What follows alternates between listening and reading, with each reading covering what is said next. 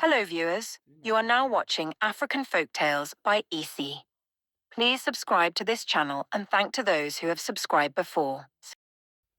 Sex, love and self-discovery. The heart that found its rhythm. Nia lived in bustling Accra, where she worked tirelessly as a nurse.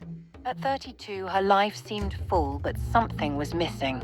Nia often drowned her longing in books, daydreaming of a love that felt more than just fleeting glances and sweet nothings.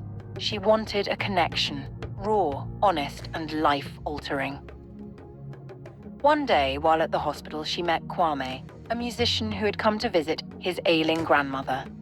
Kwame exuded warmth and charm, his laugh like a melody that lingered in her mind long after he had left. As days turned into weeks, Kwame began to visit more frequently, each time leaving Nia with stories about his travels, his music, and his outlook on life.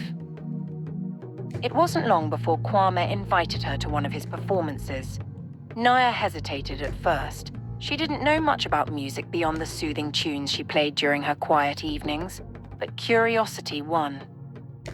That night, she found herself in a dimly lit jazz lounge. Kwame stood on stage, his guitar in hand, his eyes scanning the crowd until they locked with hers. The song he played wasn't just music, it was a story, a confession. He sang of longing, of walls built high, and of the courage to let someone in. Nia felt her heart swell as she realized the song was for her. After the show, they sat under the canopy of stars. Kwame spoke of his fear of love, of how his passion for music had often been a shield from vulnerability. Nia, in turn, shared her own struggles with intimacy and the scars left by past heartbreaks. They didn't promise to heal each other, but in their shared honesty, they found the courage to try. Hastet, their love wasn't the whirlwind romance of movies, it was a slow, deliberate rhythm. They navigated boundaries, confronted insecurities, and celebrated each other's victories, big and small. Physical intimacy became an extension of their emotional bond, a dance where they learned to trust each other completely. Months turned into years, and their love grew deeper, richer, and more fulfilling. Kwame's music flourished, infused with the vulnerability and joy he'd found with Nia. Nia, too, blossomed, finding strength in the knowledge that she was loved not despite her flaws, but because of them. Their story wasn't just about finding love in another person. It was about finding love within themselves.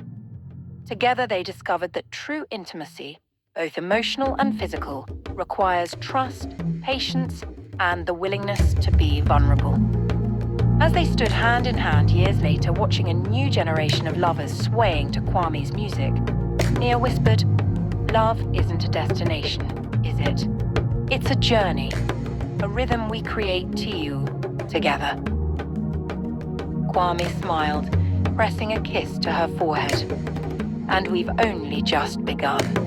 That this story reminds us that love and intimacy are not about perfection, but about authenticity, vulnerability, and growth.